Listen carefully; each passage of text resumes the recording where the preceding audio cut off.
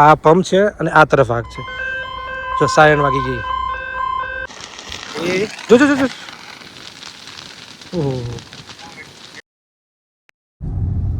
Body builder. Good morning મિત્રો, આપ સૌનું સ્વાગત છે રિપોર્ટર લાઈવ બ્લોગમાં. સરસ મજાના બ્લોગની શરૂઆત થઈ ગઈ છે અને આ બધા જે પ્રેમ આપી રહ્યા છે આ બધાનો ખૂબ ખૂબ આભાર.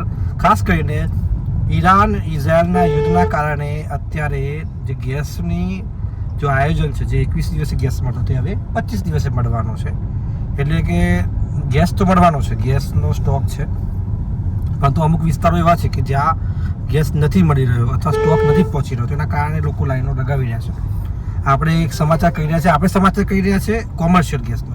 કોમર્શિયલ ગેસમાં કેવું થયું છે કે 50% બંધ કરી દીધું. રાજસ્થાનમાં તો સંપૂર્ણપણે કોમર્શિયલ ગેસ સંકેતભાઈ આપવાનું બંધ કરી દીધો છે, પણ ગુજરાતમાં 50% પાબંદી કરી છે. એના કારણે જે નાની નાની લારીઓવાળા છે કે જે લોકો નાસ્તા કરાવે છે અથવા એ લોકોને બિચારાને જે સ્ટોક હતો પૂરો થઈ ગયો છે, કારણ કે ગેસ કોમર્શિયલ બહુ જ વપરાય એટલે એ લોકોના ધંધા બંધ થઈ ગયા છે. સાથે જે હોટલો છે મોટી મોટી, એ હોટલોમાં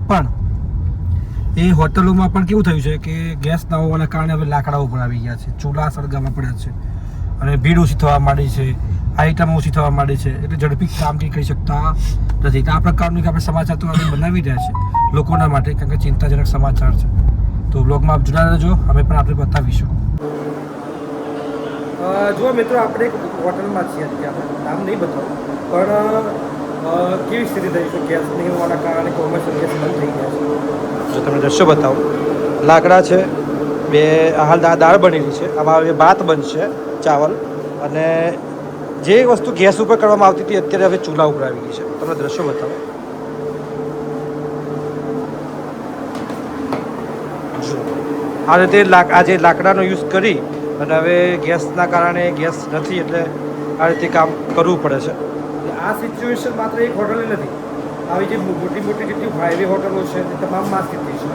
અત્યારે આ કિચનમાં છીએ અને ગેસ નહીં હોવાના કારણે જે રોટલી છે એ તમામ વસ્તુ જે ગેસ ઉપર નથી, એ તમામ વસ્તુ હવે આ રીતે ચૂલા ઉપર કરી રહી છે. આવી સ્થિતિ છે. આપણે નીકળી ચૂક્યા છીએ ફિલ્ડમાં. જો તમને આ જઈ રહી છે ટેમ્પો, એમાં બતાવું છું શું છે. આ ચૂલા ઉપર આજે પણ લોડિયું કહેવાય, મકાઈના રોટલા, બાજરી રોટલા ચૂલા પર બનાવવા પડશે. આવી સિચ્યુએશન થવાની છે કારણ કે ગેસ નથી મળવાનું. હમણાં અમે હાલ એક સારી હોટલમાં જઈને આવ્યા. આ સ્થિતિ તમામ હોટલોની છે, અમે બધા મિત્રો જઈને આવ્યા. મેં શું બનતું સંકેતભાઈ? આજે જો હોટલની અમે મુલાકાત કરી, સમાચાર કરવા માટે ગયા હતા. આ યુદ્ધના કારણે હોટલમાં 50% ગેસનો ઘટાડો આવ્યો છે. એકમ તો 70% જેવું કહી શકાય. સાઉથ ઇન્ડિયન નહીં મળે, સાઉથ ઇન્ડિયન નહીં મળે, ચાઇનીઝ નહીં મળે, ખાલી ઇન્ડિયન આઈટમ મળશે તમને. એ કદાચ કેવું છે ખબર છે, જથ્થામાં કહેશો તો તમને ચૂલા પર બનાવી આપશે. એ સમય અત્યારે બહુ જ ખરાબ આવ્યો છે. અમદાવાદ ઉદયપુર હાઈવે પર હોટલો અત્યારે બંધ થવાના રહે છે, કારણ કે જે મરજી માણસ હોય છે એનો પગાર જ નહીં કરતો. કઈ રીતે જો સાઉથ ઇન્ડિયન બંધ થઈ જાય, પછી પંજાબી બંધ થઈ જાય, કઈ રીતે પછી પગાર કાઢે? જો આ રીતે ગામડાઓમાં આની ડિમાન્ડ વધવાની છે. લોડિયો આ જે જાય છે ગાડીવાળો હોશિયાર છે, એને ખબર છે કે આની હવે ડિમાન્ડ વધવાની છે, કારણ કે ગામડા છે ને જીવી જશે. જેમ કોરોનામાં જીવી ગયા હતા ને લાકડા ઉપર, ગમે તે લાકડું આવી જશે, જીવી જશે. ગમે તે હોય, છેલ્લે કઈ બી મહામારી આવે તો અછત આવે ને તો આ ગામડે જવું પડે.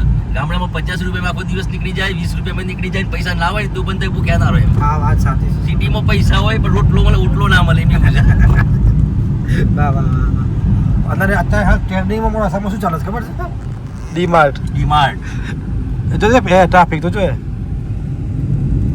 એમાં ખરીદી ઓછી થઈ ગઈ લાગે છે આજે, કારણ કે આજનું બાટલું દસ કરે એવું બનાવવાનું. વાત સાચી છે. એટલે સિચ્યુએશન આવી છે અત્યારે. અમે જઈને આવ્યા છીએ એક જગ્યાએ હોટલોમાં, અલગ અલગ હોટલોમાં ગયા હતા. હાઈવે હોટલો, દાખલા તરીકે આપણે અમદાવાદથી ઉદયપુર નેશનલ હાઈવે હોટલો જબરજસ્ત ચાલે છે, પણ કેવું થશે, કાં તો મોંઘું થઈ જશે, કોમર્શિયલ બોટલો મળતી નથી, એલપીજી બોટલો માટે લોકો લાઈનો લગાવી રહ્યા છે, ડર આવી ગયો છે કાલે નહીં મળે તો.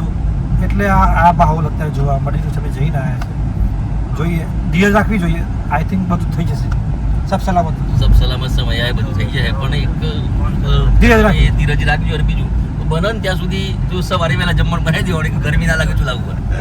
વાત સાચી છે. ચૂલા ઉપર બનાવો, વાંધો નહીં આવે, મજા આવે ખાવાની.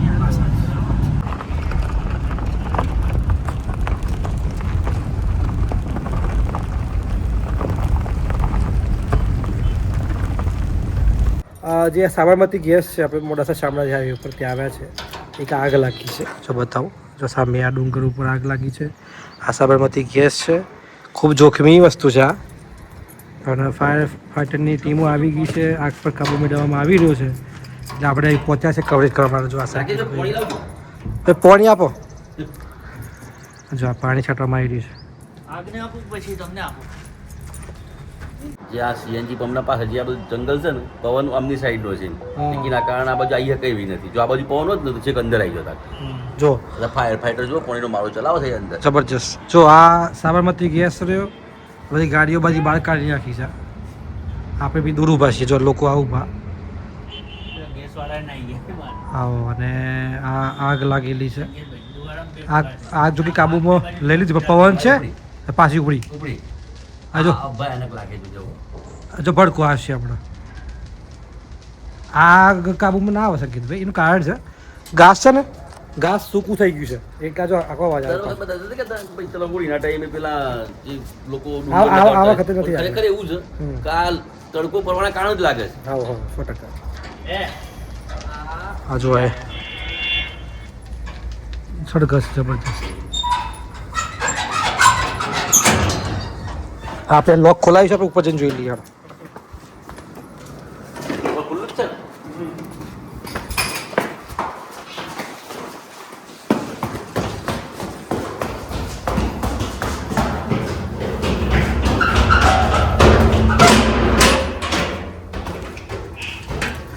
અહીંથી મોટું દેખાય.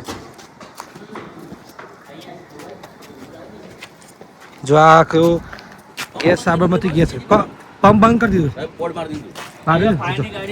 પાણી નહીં તો પેલું કરે. જો આ ફાયરની ગાડી અંદર છે આઈડિયા. હાલ આ બંધ કરી દીધું. જો પાઇપલાઇન લઈ જવામાં આવી રહી છે. આ જો આગ લાગી છે. ક્યાં છે સાંડવા?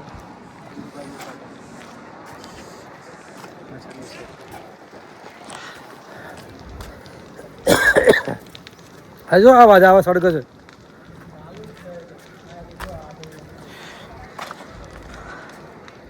જો આ બતાવું તમને. જો આગ જો આવી રહી આગે. ઝૂમ કરીને બતાવું તમને.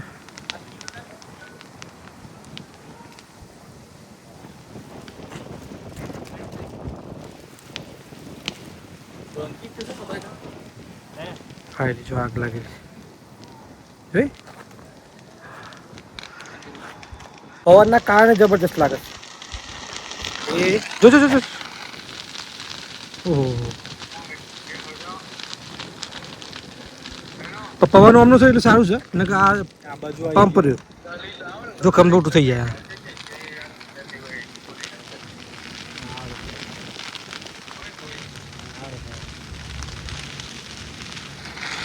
ઓહો જબરજસ્ત આગ લાગી છે. આજે સીએનજી પંપ છે ને બંધ કરી દેવાની ફરજ પડી છે. આપણે કવરેજ કરવા માટે જ પહોંચ્યા છીએ. એ જગ્યાએ સેફ જગ્યાએ ઊભા રહી અને કવરેજ કરીએ છીએ. અને આ જે ડુંગર છે તો આગ લાગી છે. પાછળ આ સીએનજી પંપ છે. અને જે ટ્રકો ગાડીઓ છે બધી બહાર કાઢી દીધી છે. તમને બતાવું. હાલ પંપ બંધ કરી દેવો પડ્યો છે કારણ કે ફાયરની ટીમો અંદર છે.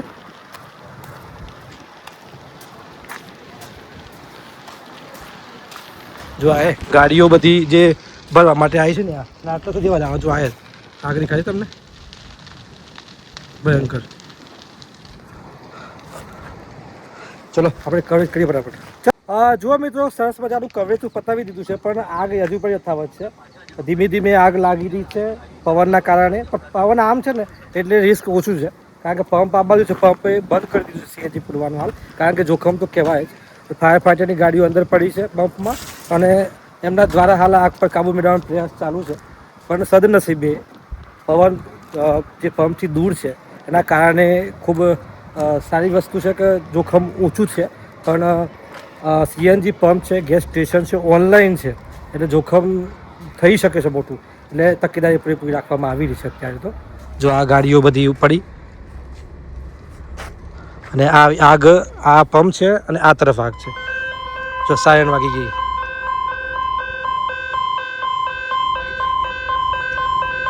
આ ગાડી પર આવી ગયા ને. હા લાઈટ જાય એટલે ઓકે. લાઇટ ગયું છે જનરેટર ચાલુ થાય. ઓકે હવે જનરેટર ચાલુ થશે ઓકે લાઇટ જાય એટલે એવું સાયરન બોલે છે એટલે ડરવાની જરૂર નથી. તો આપણે આવ્યા હતા સાબરમતી ગેસ ખાતે. જો તમને બતાવું આ સાઈડ આવ્યો તો હું અને જે આ ગેસ છે ને અંદર આગળથી વાલ બંધ કરી દેવામાં આવ્યો છે અને જે ગેસ છે એ ગેસ કાઢી દેવામાં આવશે. તમામ વસ્તુ લોકોને બહાર કાઢવામાં આવી રહ્યા છે.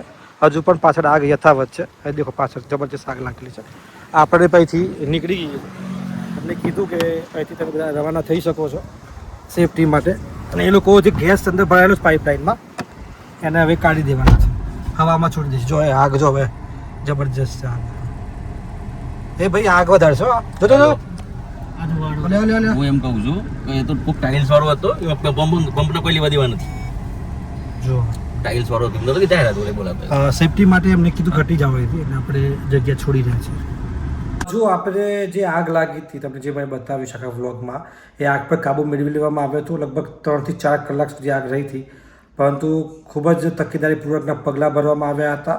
અને ત્યારબાદ લગભગ સાંજે 4 વાગ્યા બાદ જે બંધ કરવામાં આવ્યો હતો આખો પંપ જે ચાલુ કરી દેવામાં આવ્યો હતો. સાથે જ વાત કરી હતી કોમર્શિયલ ગેસથી કે જે આપણે એક હોટલમાં ગયા હતા અને ત્યાં લાકડાથી ચૂલા શરૂ કરી દેવામાં આવ્યા છે. શાક નાસ્તા મસાલા ઢોસા બધું બંધ કરી દેવું પડ્યું છે એમને. ક્યાંક ચાલુ હશે, આપણે નથી કહ્યા બંધ થયું પણ પરંતુ એમનું એવું કહેવું થાય છે કે કોમર્શિયલ ગેસના કારણે એમને ઘટાડવું પડ્યું છે. તો સાથે સાથે આ અલગ અલગ પ્રશ્નો છે. સાથે જ આવતા મહિને સ્થાનિક સ્વરાજ્ય ચૂંટણીઓ આવી રહી છે, તો આ બધા પણ વ્લોગમાં જોડાઈ જજો. આપણી યાત્રામાં ખટમીઠી વ્લોગ આવી રહ્યા છે, સરસ મજાના રાજકીય વ્લોગ કહો, ફેમિલી વ્લોગ કહો, તમામ વસ્તુ તમને જોવા મળશે. તો આપ સૌનો ખૂબ ખૂબ આભાર વ્લોગ જોવા માટે. એક લાઈક જરૂરથી કરી દેજો. આપ સૌને રામ રામ, જય માતાજી.